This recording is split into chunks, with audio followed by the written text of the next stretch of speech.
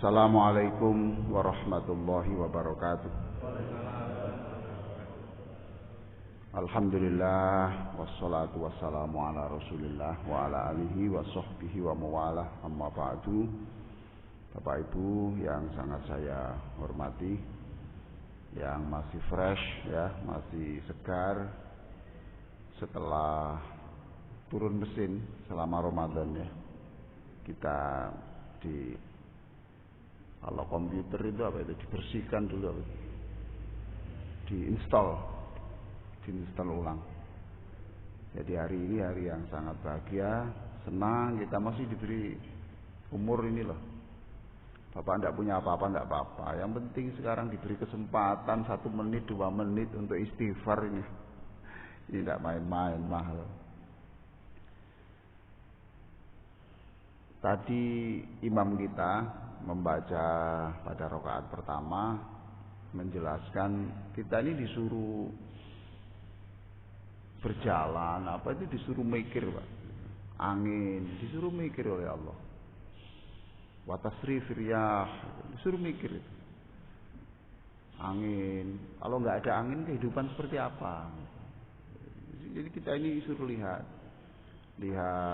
kemudian hujan turun, kemudian ada tumbuh-tumbuhan. Kalau nggak ada tumbuh-tumbuhan kan seperti apa?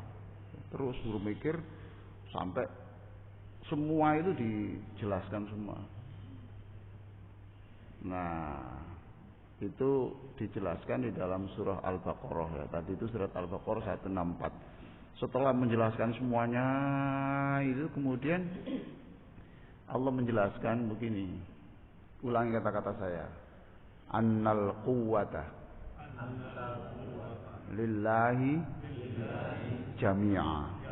Nah, itu tadi yang dibaca rakaat pertama. Lagi? Lillahi jami'a. Sekali lagi? Lillahi jami'a. Itu diingat-ingat. Sesungguhnya kekuatan apa saja itu dari Allah. Kita ini bisa rukuk sujud itu bukan karena kita, karena Allah memberikan kekuatan. Jadi diingat-ingat. Kekuatan dari Allah. Jadi kalau Bapak sakit atau apa itu sudah yakini saja bahwa Allah akan mengalirkan kekuatannya. Jadi diterangkan dulu ayat itu kekuatan Allah di dalam mengatur alam semesta ini, kemudian diyakinkan annal quwwata lillahi jami'ah. Kekuatan apa saja, jami'ah itu seluruhnya. Jangan pesimis ya, jangan pesimis. Annal quwwata lillahi jami'a. Annal quwwata lillahi jami'a. Terus rakaat kedua tadi menjelaskan tentang besok di akhirat itu wataqatta'at bihimul asbab. Artinya itu besok itu sudah tidak ada hubungan-hubungan, makanya gini ya. Saya ini sesat gara-gara A. Itu tidak ada. Kemudian yang disiksa itu yang A itu tidak ada. Sudah nggak ada begitu nggak ada. Yang ada adalah yang menyesatkan itu diberi siksa lebih, sedangkan yang mengikuti yang salah gara-gara A itu tadi ya diberi siksa cuma mungkin separuh atau 1/2. Nah, gitu. Sudah nggak ada. Wataqatta'at bihimul asbab. Nah, ayat itu menjelaskan tentang kenapa. Karena besok pada hari kiamat itu setan-setan itu akan berkata, gitu, berkata, kamu dulu menyesatkan orang, ya tapi sekarang kamu kan dulu menyesatkan saya. Ini dialog manusia dan setan. Kamu dulu menyesatkan saya, iya. Tapi sekarang kamu jangan menuntut saya. Sekarang saya sudah lepas tanggung jawab saya. Lah yang nyuruh kamu ikut saya siapa? Kan kamu sendiri toh. Ya. Kamu kan sarjana. Kamu kan punya otak. Masa kamu tidak berpikir? Nah itu loh Pak. Wataqatta'at bihimul asbab. Ittabarra alladzina tubi'u minal ladzina taba'u wa ra'awul 'adzab. Jadi tidak ada lagi hubungan-hubungan seperti itu. Nah, Lalu saya jelaskan supaya Bapak paham lah yang dibaca. Setan itu pekerjaannya apa? Nah, ini ada hubungannya dengan kajian kita sekarang ini. Tadi dibaca adalah ini Al-Baqarah 169. Setan itu pekerjaannya innama ya'murukum bis-su'i wal fahsya' wa an taqulu 'ala Allahi ma la ta'lamun. Jadi setan itu membisikkan sesuatu yang tentang Allah yang jelek-jelek. Membisikkan sesuatu tentang Allah yang jelek-jelek. Contohnya apa? Contohnya apa, Pak? Jadi kita ini seringkali terlintas kemudian menyebut Allah itu jelek. Jelek karena merugikan, sepertinya itu tidak menguntungkan kita. Saya beri contoh aja yang jelas ya, Pak. Kayak begini ya. Allah itu katanya maha mendengar. Tapi saya ini kan sudah doa sekian tahun. Kok rasanya belum didengar Allah? Ayo. Betul? Pak, betul? Itu ini wa antaqulu 'ala Allahi ma la ta'lamun. Kamu itu cenderung digiring untuk suudzon kepada Allah. Suudzon kepada Allah. Bagaimana loh Pak, dia itu sudah sarjana yang terbaik, S2. Terus sampai sekarang belum dapat pekerjaan, Pak. Sementara yang nilainya rendah-rendah dapat pekerjaan semua, Pak. Dan anak yang the best ini puasanya ya terus, Qur'annya ya nggak pernah lepas, hormatnya pada orang tua ya luar biasa, sopan ya. Tapi kok begini ya, gitu ya. Nah ini terlintas. Katanya Allah itu sayang kepada hambanya yang baik, kok begini ya? Itu Pak, itu digiring habis. Wa antaqulu 'ala Allahi ma la ta'lamun. Kamu tuh digiring sesuatu kepada satu pandangan yang jelek tentang Allah yang kamu tuh tidak ngerti tujuan Allah. Maka kajian kita tentang terapi sholat bahagia itu isinya adalah selalu optimis, selalu berhusnudzon kepada Allah. Itu Pak. Orang kalau berbaik sangka kepada Allah, ya pasti hidupnya senang. Sudah Pak. Berbaik sangka kepada Allah itu pasti senang. Keluarganya ada yang ditangkap KPK. Semua orang menganggap sedih, tapi dia bilang luar biasa sayangnya Allah itu luar biasa. Kalau tidak ditangkap KPK, besok akan melakukan yang sama. Berarti dosanya bertambah. Setelah di penjara di KPK itu katakan 20 tahun. Kesempatan dia untuk menghafalkan 20 juz. Berarti sebelum wafatnya itu digiring Allah untuk menjadi orang baik. Loh ini khusnudzon. Jadi orang menganggap dia bersedih tapi enggak, ya sudah apa maunya Allah itu. Wa antaqulu 'ala Allahi ma la ta'lamun. Nah, kita ini seringkali terlintas Bapak Ibu yang sangat saya hormati untuk memberi sifat Allah, sifat yang tidak baik, yang kamu tuh tidak tahu tujuan Allah. Mungkin penjelasan seperti ini kalau didengarkan orang yang usianya di bawah 50 mungkin agak berat. Ya, betul Pak. Penjelasan saya ini Pak ya. Kalau orang di bawah usianya 50 mungkin kok nggak paham. Tapi kalau sudah di atas 50, sudah pernah mengalami ini pasang surut kehidupan, maka bisa paham. Wa antaqulu 'ala Allahi ma la ta'lamun. Maka sudahlah Pak.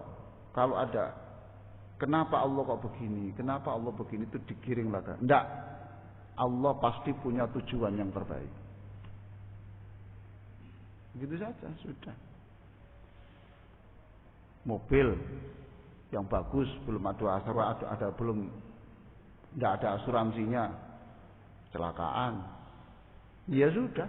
Bagi orang yang tidak nuruti setan, dia akan menganggap, ya inilah keputusan Allah yang baik. Nah kenapa? Ya wallahu a'lam. Wong kita kok disuruh ngerti semua apa yang dilakukan Allah, ya tidak nutut toh. Tidak nutut. Apa bahasanya tidak nutut? Hah?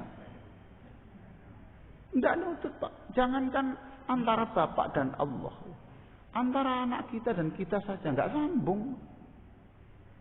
Nggak sambung. Baik, itu pengantar ya, pengantar yang dibaca oleh imam kita tadi. Sekarang kita menjelaskan tentang bab terakhir, bab tasyahud. Bab tasyahud. Pak Huda pada waktu yang lalu minta supaya hari ini praktek, tapi rasanya belum Pak, belum ini karena ini tasyahud belum selesai. Ya. Yang istimewa dari tasyahud itu apa Pak? Bacaan apa yang istimewa dari tasyahud itu? Ya. Apa Pak? Yang di antara bacaan tasyahud itu loh Pak. Yang istimewa apa di situ? Syahadat, yang kedua salawat. Yang ketiga tawakal. Benar Pak. Saya ini tadi sujud ini saya ingat ada yang kelewatan dalam buku saya. Saya hari ini lagi menyusun buku, judulnya itu Berbagi Damai Melalui Sholawat Nabi. Ya nantilah kalau sudah selesai kita kaji. Jadi bagaimana kita meringankan beban hidup orang di dunia ini melalui bacaan sholawat Nabi kita.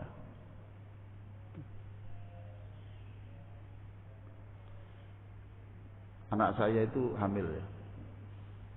Lalu saya teringat. Saya membaca Allahumma sholli ala Sayyidina Muhammad. Lalu saya minta, ya Allah, dengan bacaan sholawat Nabi saya ini, tolonglah datangkan Nabimu untuk janin yang ada dalam rahim ibunya. Bisa enggak? Bisa enggak? Loh, saya tanya, mungkin enggak? Kenapa? Annal quwwata lillahi jami'a. Yang memiliki kekuatan untuk mengatur itu Allah. Jadi, ya Allah, datangkanlah Nabi Muhammad untuk pembaca sholawat yang sedang hamil. Jadi yang sedang hamil kalau membaca sholawat, saya minta kepada Allah agar supaya Nabi itu datang untuk yang hamil dan janinnya. Kalau orang lagi bersedih, ya Allah, datangkanlah Nabi Muhammad kepada pembaca sholawat yang sedang menangis karena masalahnya. Bisa enggak? Bisa enggak? Saya bukan menyuruh Nabi datang. Paham? Karena Nabi tidak punya power. Iya Pak ya? Saya tidak nyuruh Nabi datang. Saya minta Allah untuk mendatangkan, turun Pak, mendatangkan Nabi gitu loh. Nabi itu Isra Mi'raj. Yang memberangkatkan siapa? Nabi sendiri atau ada kekuatan? Kekuatan dari Allah toh. Makanya subhanalladzi asra bi 'abdihi. Maha suci Allah yang memperjalankan hambanya. Jadi Nabi ini benda padat diberi power di sini, kemudian naik. Bukan Nabi sendiri yang ke langit. Paham Mbak ya? Bukan Nabi sendiri yang ke langit. Tapi Nabi itu diberi kekuatan oleh Allah bisa terbang ke langit gitu loh. Terbang.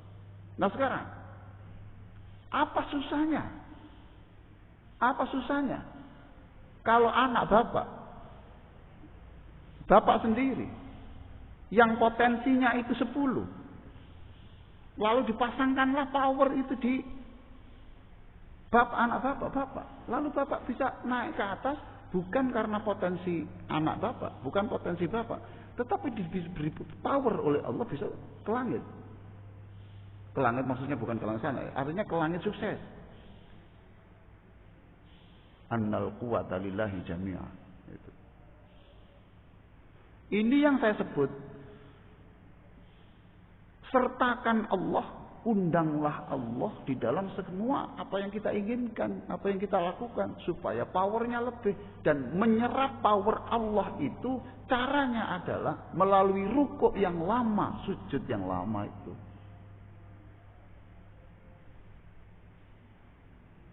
Faham Pak ini Pak? Ini agak berat sedikit ya Pak ya, agak berat sedikit. Wis mangan sampai. Berat ini Pak, berat itu. Repot itu. Kalau dikasih makan dulu ngantuk, ya. Belum kasih makan.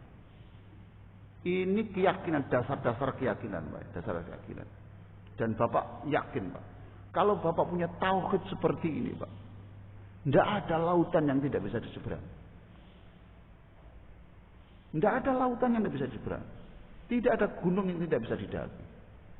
Sudahlah, sekalipun menit itu hanya beberapa menit saja sebelum kematian kita tetap happy, senang. Karena yakin bahwa Allah itu maha baik. Allah maha kuasa. Allah punya keinginan yang tidak bisa kita jangkau. Nah, jangkau tadi yang nutut tadi Pak, ketemu bahasa Indonesianya. Tidak bisa kita jangkau, nggak bisa. Wala yuhituna bi syai'in min ilmihi illa bima syaa. Jadi Allah itu punya ilmu-ilmu yang banyak, yang hanya sedikit yang bisa dijangkau oleh manusia. Itu yakini betul. Sudah. Jadi saya masih bisa mengumpulkan sholawat untuk pembebasan manusia itu. Jadi sudah jangan fokus pada diri sendiri. Maksud saya itu gitu Pak. Jadi saya berpikir, ya Allah, datangkanlah nabimu besok kepada seluruh, datangkan nabimu untuk menuntun besok ketika ini kan neraka ya Pak ya. Besok kan nyebrang toh. Ya betul Pak ya. Neraka, betul ya. Terus ini nyebrang jembatan toh. Semua orang kan gini toh. Nah inilah yang diingat oleh Sayyidina Ali dulu ketika mau dilantik jadi kepala negara itu. Saya jadi kepala negara bagaimana ya? Karena saya masih ingat tuh, orang yang kepemimpinannya nggak baik, besok ketika menyeberang ini jembatan itu digoyang-goyang gini sampai jatuh. Nah, saya kemarin membeli buku tentang sholawat Nabi itu. Buku tentang sholawat Nabi itu ratusan.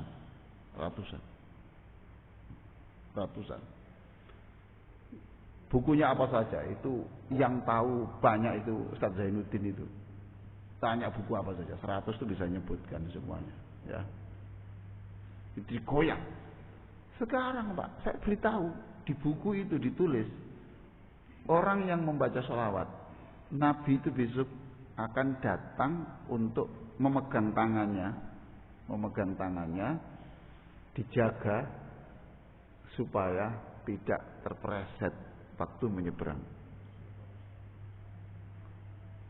Maka saya berdoa, ya Allah, siapapun yang membaca sholawat, siapapun yang menyeberangi Shiratal Mustaqim besok dan dulu waktu hidupnya membaca sholawat, mohon ya Allah, datangkanlah nabimu untuk memegang tangannya supaya tidak terjatuh.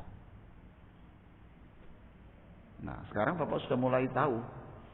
Syahadat sudah. Ya, syahadat sudah. Waktu itu Pak, waktu tasyahud itu loh. Yang kedua, sholawat Nabi. Sekarang tolong Bapak sebutkan yang Bapak inginkan yang menyangkut Nabi itu apa? Satu apa? Syafaat. Kapan? Syafaatnya itu kapan?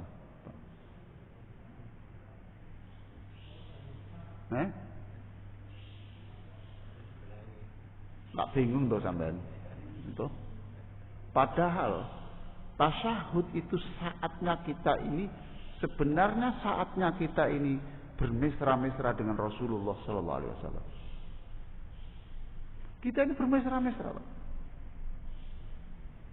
Maka dalam buku kecil ini antara lain, ini hanya antara lain saja di sini ini ya. Nah inilah antara lain.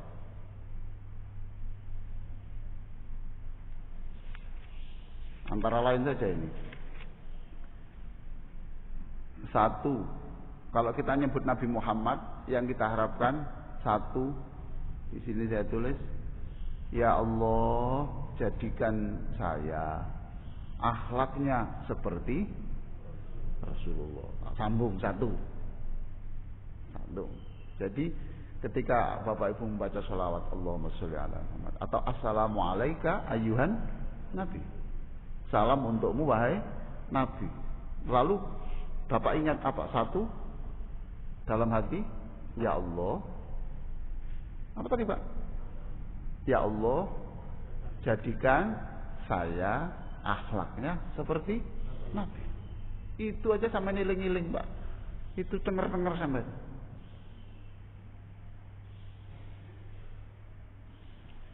Jadi tasyahud itu bisa sampai 3 jam.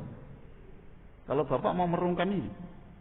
Kalau Bapak bisa mereteli Allahumma sholli ala Muhammad itu.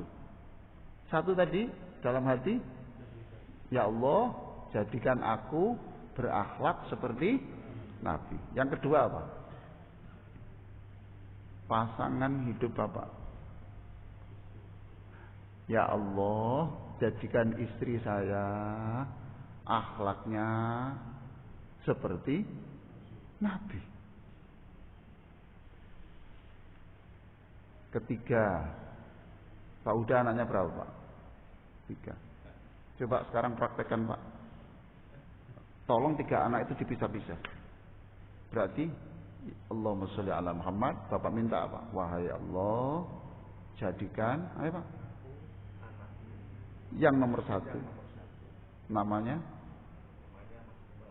Iya, Mas Kembar. Mas Gemah. Ya Allah, anakku nomor 1 Mas Gemah, jadikan akhlaknya seperti Nabi. Ngono entak mesti nangis sampean, Pak. Sampeyan eling tok ngono lho, Pak. Nangis sampean. Sebab sampean itu besok itu pisah. Kalau enggak sampean dulu, ya putranya toh. Dan pasti pisah lah. Kalau sekarang pisah itu sama nitipno siapa? Sama nitipkan siapa? Kalau bukan nitipkan Allah, kemudian Allah mau mepetkan dengan Nabi Muhammad. Yang kedua, Pak. Ya Allah, jadikanlah nomor 2. Wah. Ketiga. Ya Allah,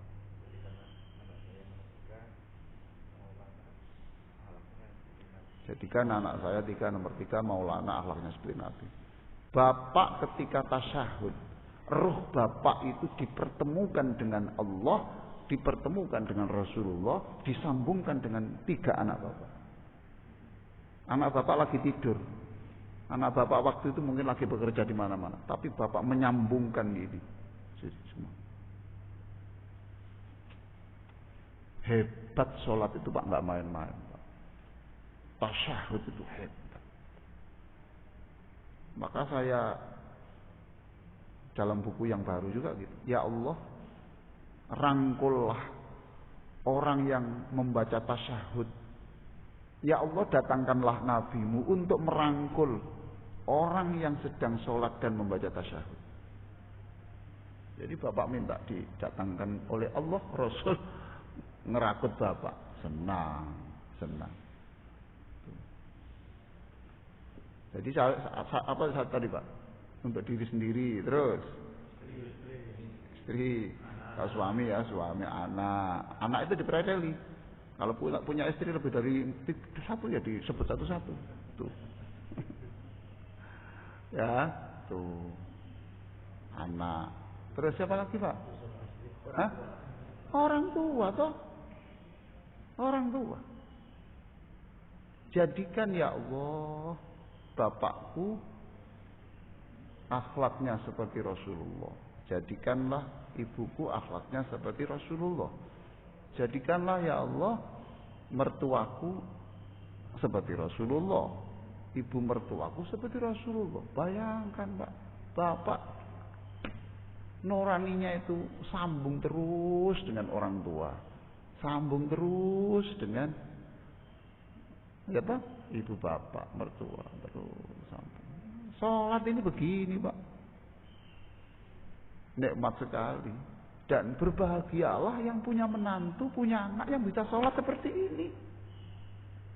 Ya Pak, berbahagialah yang punya anak, punya menantu yang bisa sholat seperti ini. Jadi orang ini, anak kita ini mungkin tidak pernah memberi apa-apa kepada kita karena ekonominya masih belum stabil Pak ekonominya.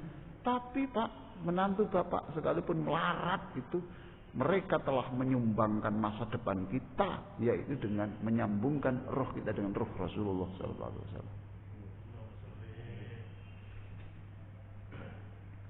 Terus pertanyaannya, bagaimana sekarang kalau orang tua kita sudah meninggal? Kan sudah tidak cocok Pak? Ya tak? Tidak cocok kok, Pak Wono? Tidak cocok. Iya. Sama buku-buku Pak Ustaz. Saya merenung ini 3 bulan lebih Pak. Dan ketika merenung itu selalu berdatangan Pak. Buku-buku itu berdatangan, ide itu keluar. Masih terkumpul tentang sholawat itu. Dulu itu 25 saya pikir sudah mentok. Sekarang sudah 43 beranak. Termasuk pertanyaan Pak Wono tadi itu. Gimana nanti? Oh gampang berarti. Ide keluar. Bunyinya begini, ya Allah, datangkanlah nabimu untuk bapakku yang sedang dalam kuburnya, supaya tidak kesepian. Aku ini anaknya bersaksi bapak pernah bersolawat pada waktu hidupnya. Sekarang ini anaknya memohon agar engkau datangkan nabimu setiap hari menjenguk bapakku dalam kuburnya. Nangis Pak jenengan. Nangis Pak. Gitu? Kamu gak nangis kebangetan Pak. Anak macam apa itu? Memikirkan. Jadi kita nggak pernah putus Pak. Nggak pernah putus dengan Allah, dengan Rasulullah, dengan orang tua kita. Terus apa lagi? Ayo. Kita pelan-pelan. Tidak mungkin Pak Bapak bisa spontan pada saat pas sahur itu iling-iling ini Pak. Gak telaten Pak, nggak mungkin telaten Pak. Denger apa mana yo? Apa mana? Entek. Mbak itu harus ditulis. Harus ditulis, disiapkan di angan-angan. Seperti saya bisa mengucapkan ini tidak spontan Pak. Ini dalam proses yang lebih 3 bulan Pak saya ini mikir. Termasuk tadi menuntun itu. Nah, anak sudah, istri sudah, itu, bapak sudah, guru-guru boleh. Nah, sekarang boleh berganti bab. Boleh berganti bab. Kalau disebut Nabi Muhammad, itu lahirnya di mana? Nabi Muhammad itu lahirnya di mana? Di Makkah. Makamnya di mana? Di Madinah. Kan boleh toh Bapak. Ya Allah, jadikan aku yang membaca sholawat ini dan seluruh keturunanku, berilah kesempatan untuk mendatangi tempat kelahiran Nabi Muhammad di Makkah. Ya toh Pak. Tidak hanya saya, tetapi pasangan hidup, keturunan saya besok. Karena nanti 100 tahun yang akan datang tuh untuk ke Makkah kan semakin sulit Pak. Tapi kalau Allah, annal quwwata lillahi jami'a, kekuatan dari Allah. Kalau Allah mau ngatur apa sih susahnya? Nah, itu berarti ganti tidak lagi tadi akhlak, tetapi kesempatan untuk, nah itu ya Allah. Nah, bisa diri, bisa orang lain. Berikan kemudahan untuk ke Mekah. orang yang berikan kemudahan bagi pembaca sholawat Nabi untuk datang di Mekah. Bapak berdoa begini, Pak. Bapak berarti sedang mendoakan orang-orang miskin yang sekarang jam ini lagi mencari bekas-bekas botol ini. Dan waktu mencari bekas botol ini terserat Allahumma sholli ala Muhammad. Setiap ambil botol Allahumma sholli ala Muhammad. Ambil kertas dus Allahumma sholli ala Muhammad. Apakah ada? Ya kita yakini ada saja. Bapak kok suudzon? Masa pemulung salawat Nabi? Ngarang ya sampean. Oh ada pemulung Pak saya. Datang saya kasih nasi itu bacanya salawat kok. Allahumma sholli ala Muhammad.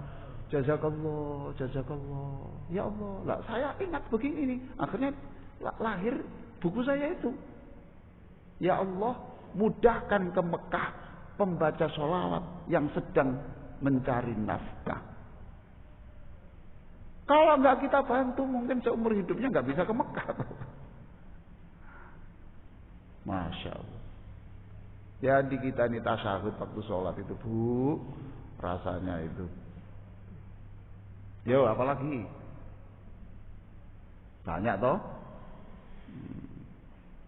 Nah, ini waktu hidup. Kita kan belum bicara menjelang kematian. Ayo. Boleh nggak kalau waktu membaca sholawat itu saya bilang begini, Allahumma sholli ala Muhammad.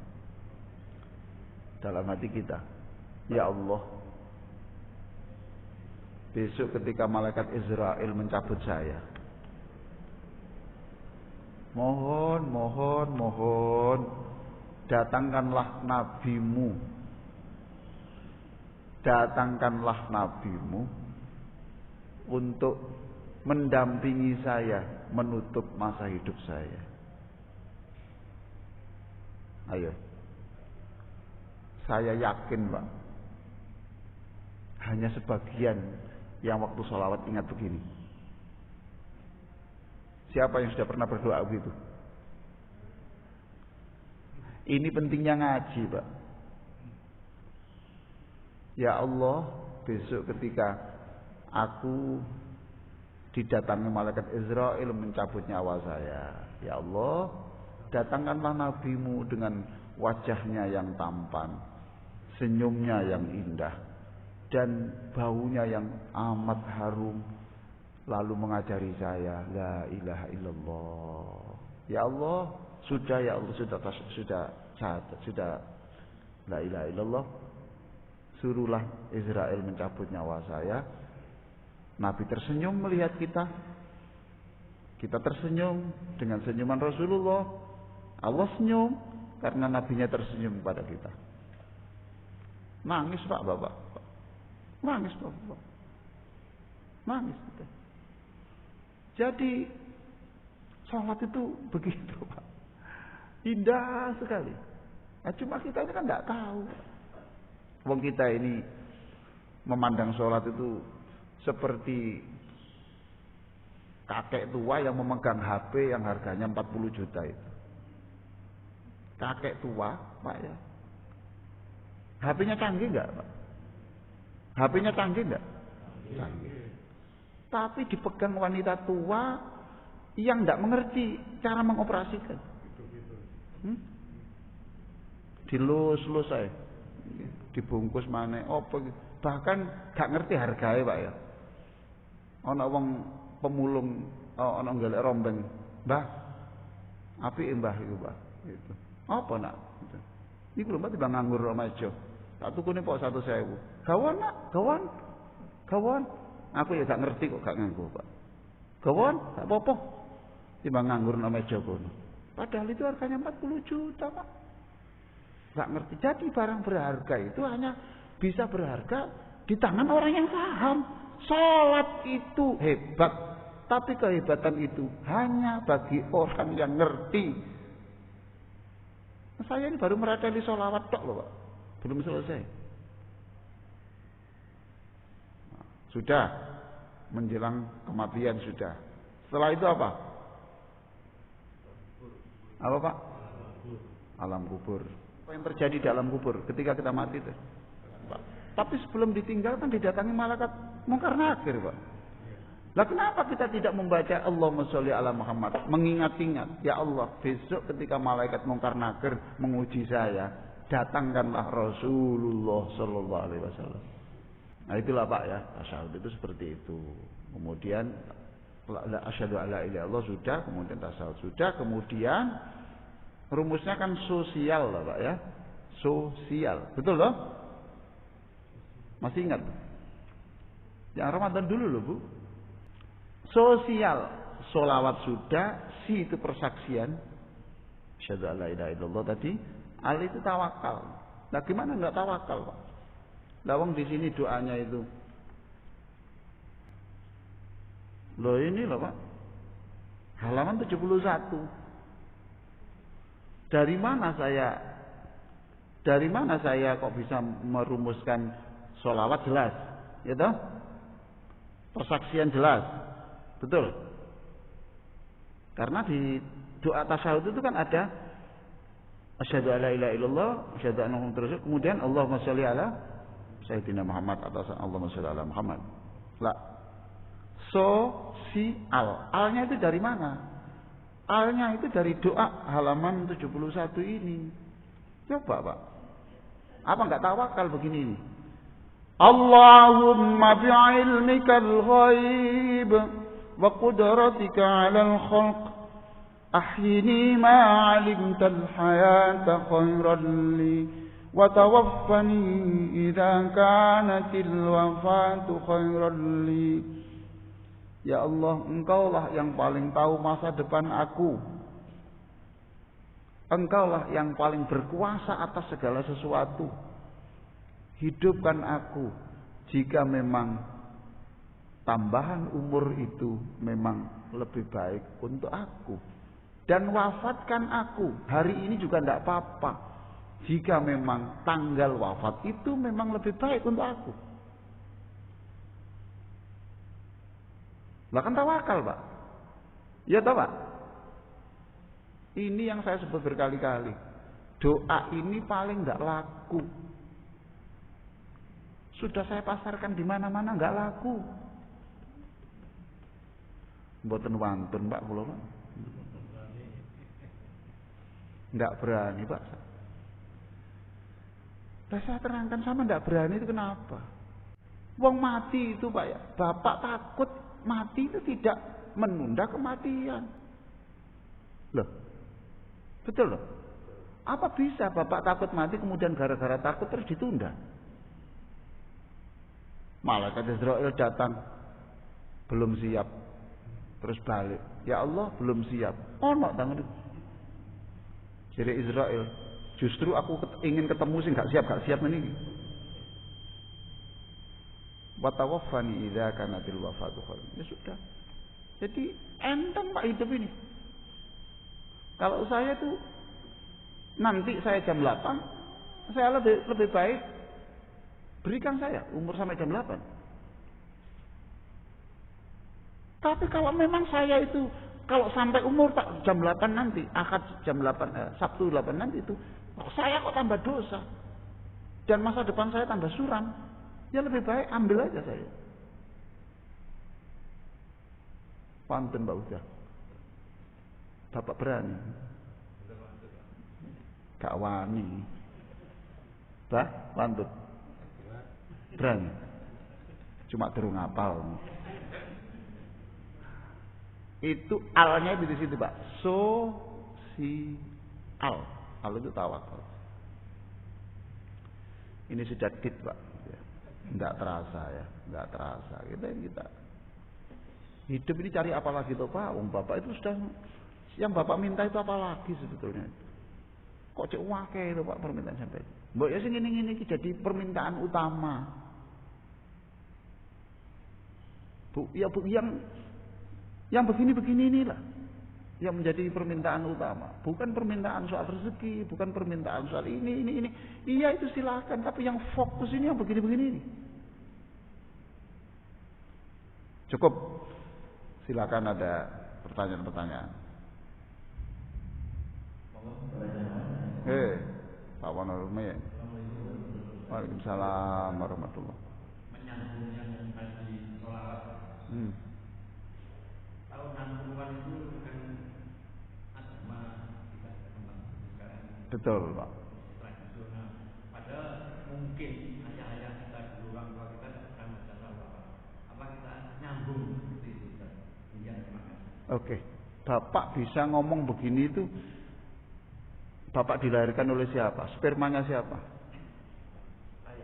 Ya sudah. Lah kan Allah tahu. Adanya Wono bisa sholawat. Ini kan dulu spermanya bapaknya.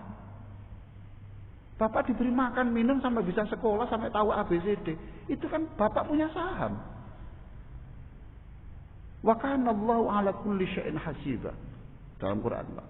Allah itu selalu menghitung. Allah itu selalu menghitung saham-saham begitu itu. Makanya kita, ya Allah, saya kalau bersaksi gitu, coba Bapak sini Pak.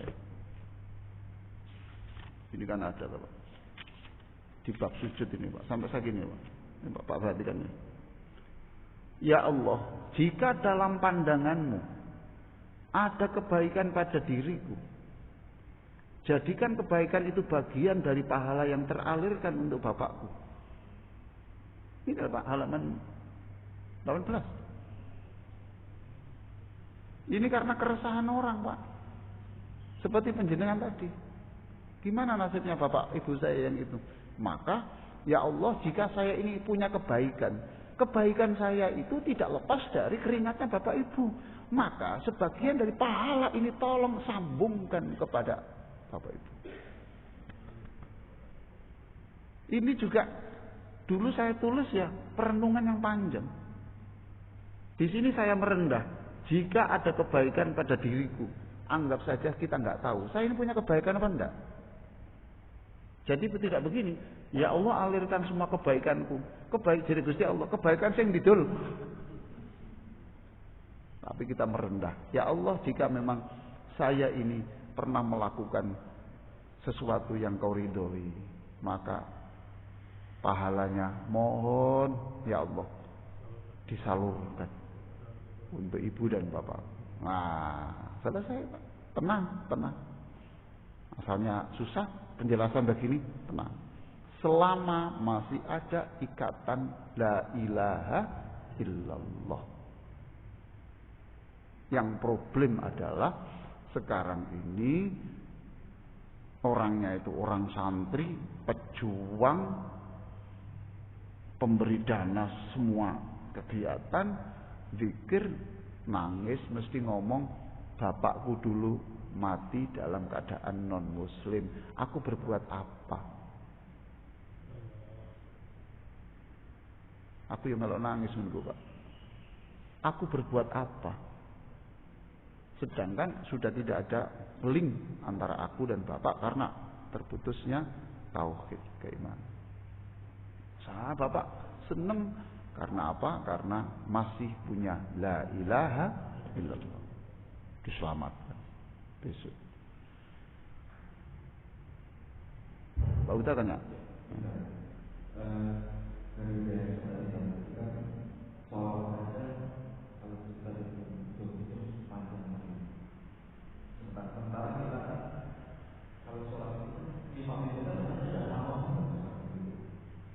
Ya. Orang kalau tidak menikmati Pak, terasa lama. Bapak tuh kalau mendengarkan acara-acara yang senang, itu terasa nggak lama loh. Ini acara nggak menyenangkan Pak. Goyang ini. Botol nisar kelontang. Oh ini berarti orang ini wis nggak seneng ini. Itu tanda-tanda acara nggak disukai orang adalah banyak teh botol di yang jatuh kelontang gitu Pak. Geser lagi. Tapi kalau Bapak seneng Pak, walaupun ini kursinya nggak ada empuknya Pak, tapi Masya Allah, masih roncang nggak kerasa Pak. Satu. Yang kedua, sekarang bagaimana supaya itu terasa indah? saya mulai tadi ceramah sampai di sini adalah membuat Bapak merasa keindahan di situ. Masa Bapak nggak merasa indah berhubungan dengan orang tua, berhubungan dengan Rasulullah? Mau seneng loh Pak, seneng. Maka ya di situ itu tempat. Nah, kalau sholat yang tanpa renungan-renungan begini ya, memang ya nggak enak Pak, beban. Tapi tetap saja saya ini mohon ampun pada waktu duduk di antara dua sujud, saya mohon ampun. Mohon ampunnya adalah, ya Allah maafkan aku karena sering sholat tanpa penghayatan.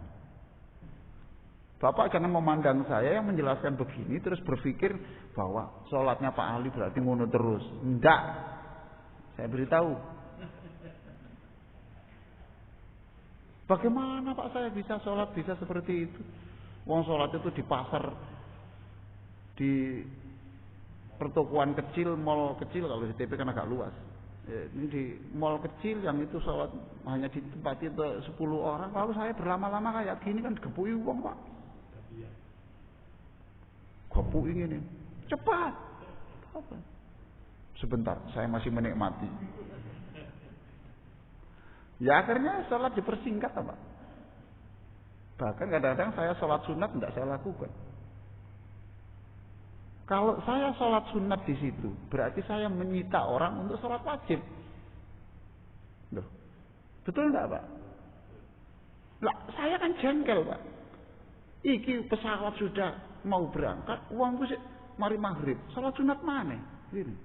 Terus, sholat mana Pak? Wiritannya dawa. Ini nggak beres orangnya. Aku yang sholat wajib perlu tempat itu dia menikmati sholat sunnah, zikir sunnah. Oh, tidak bijak orang. Nah, oleh karena itu kemudian kita kadang kalau saya sholat ya, bahkan kadang-kadang kalau saya pada posisi itu melihat antrian panjang, saya kadang-kadang tidak pakai wajah itu wajih ya, tidak pakai Pak saya, karena itu sunnah. Di belakang masih ada orang yang wajib yang perlu tempat itu. Jadi langsung Allah Akbar, Bismillahirrahmanirrahim. Kadang-kadang nggak pakai surat, yang minimalis. Demi orang lain. Hidup ini jangan seperti di hutan. Pikirkan orang lain itu. Oh, wajah lillahi fathor. Ya iki nasi itu ngomong kilo. Saya ingin menikmati Pak. Iya gak saiki. Engko nok pesawat saja sholatlah sunat di situ. Ya tak Pak? Timbangnya awang pramugari. Pak Hud. Timbangnya awang pramugari. Gitu? Sing tuwek-tuwek gas. Aman. Masih Pak Wono ya mungkin bisa sempat juga ya. Guyon Pak, mohon maaf. Ayo terakhir satu lagi.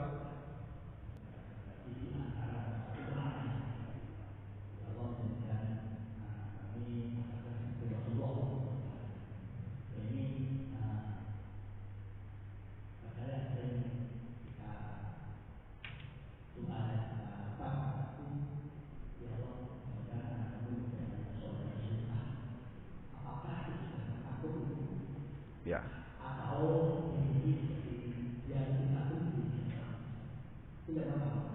Sudah, itu aja Pak. Yang berikutnya naik ke depan aja.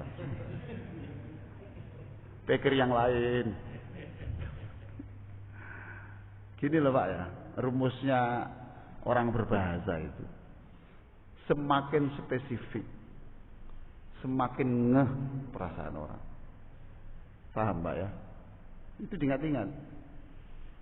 Kalau Bapak menyebut orang itu orang baik, tidak terlalu ngeh. Tapi kalau Bapak menyebut siapa itu, Masya Allah, orang itu Pak, setiap hari itu mesti ngirim masakan Padang ke meja saya. Yang kedua, berkali-kali Pak, saya itu dulu tol itu, kalau dia duluan, mesti itu dia bayari Pak saya. Yang ketiga, Setiap hari raya, Pak.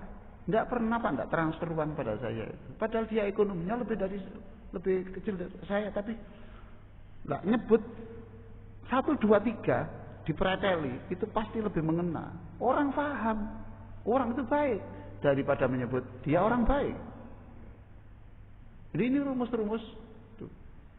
Sebenarnya kalau saya mau menyingkat saja kan cukup seperti Pak Fardi tadi.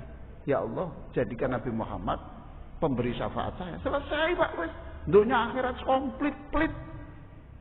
Tapi kurang sentuhannya itu, touch-nya itu kurang. Ya toh, Pak? Maka ada saat-saat tertentu seperti itu. Jadikan anak saya anak soleh, selesai. Tapi ada saat-saat tertentu yang kita preteli. Ya Allah, jadikan anak saya itu tidak jauhkan anak saya dari menunda-nunda melakukan sholat. Niru siapa doa kok dipreteli gini? Kok tidak cukup Rabbana atina fid dunya hasanah? Jawabannya gampang Pak, surat Ibrahim. Rabbi ja'alni muqimas shalah wa min dzurriyyati. Ibrahim itu berdoa, jadikan anakku itu menjadi orang yang melakukan sholat dan anak cucu saya. Tidak umum jadikan anak saya anak soleh. Faham Mbak ya? Ada saat-saat tertentu. Nah kalau mau prinsip itu Pak akhirnya ojo ndonga wake-akeh. Robbana atina itu sapu jagat. Entek Pak wis sampe. Dadi gak gelem ndonga wake-akeh belas. Cukup Mas, tak entek satu ya cukup. Tapi enggak ngeh. Nah, gitu loh Pak. Sebab anak soleh itu seperti apa? Supaya sambung. Ya Allah, jadikan. Mamanya Bapak juga begitu, jadikan saya anak yang soleh, orang tua yang baik. Sebenarnya itu juga saat-saat tertentu perlu dipreteli, Pak. Jadikan aku ini menjadi orang yang sabar, tidak marah di depan istri dan anak saya. Nah, ya toh? Mengapa begitu? Karena dia tahu sendiri, aku ini kok sering kali kok marah di depan istri, di depan anak. Nah itu ngeh Pak, ngeh. Jadi kuat. Nah kita juga begitu. Mendoakan orang itu ya sangat spesifik itu. Banyak dalam Quran itu doa-doa yang seperti itu. Zaman Nabi gitu. Jadikan aku orang baik, selesai. Tapi Nabi ngajari, ya Allah jangan sampai engkau jauhkan aku dari malas, loh, ajzi, wal kasali, ya, wal jubni pengecut. Jauhkan aku dari, loh Pak, pretel-pretel semua Pak. Allahumma inni ala zikrika, ya kan? Ya Allah bantulah aku untuk selalu ingat kepadamu. Wasyukrika, bantulah aku untuk selalu senang memelihara pemberianmu. Wa husni ibadatik, jadikan kami setiap hari menyempurnakan ibadahku. Dipreteli lagi, tidak cukup hanya anak soleh. Kalau sholawat itu tidak dipreteli Pak. Bapak jadi ngeh tadi itu kan kita preteli. Iya Pak. Sebetulnya cukup berikan Nabi, jadi syafaat selesai. Itu aja Pak, pertanyaan berikutnya simpan. Ya, simpan untuk yang lain. Saya kira begitu Pak. Ini saya jam 6 harus di Grand Merkur. 6:30, 7. Demikian mudah-mudahan manfaat. Allahumma sholli ala sayyidina Muhammadin wa ala alihi washabihi ajma'in. Walhamdulillahirabbil alamin. Ya Allah, jadikan kami orang yang aidin wal faizin. Jadikan kami orang yang kembali menjadi orang yang suci hatinya, wal faizin, menjadi orang yang bahagia dunia akhiratnya, wal makbulin. Jadikan kami semuanya ini orang-orang yang Kau terima ibadahnya ya Allah. Ya Allah, Allah ma'alif baina qulubina. Ya Allah, lembutkan hati kami di antara kami untuk selalu memaafkan orang lain. Wal kadziminal ghaidha, ya Allah, lembutkan hati kami untuk bisa menguasai diri, tidak sampai marah kepada siapapun. Rabbana atina fid dunya hasanah wa fil akhirati hasanah wa qina adzabannar. Walhamdulillahi rabbil alamin. Wassalamualaikum warahmatullahi wabarakatuh.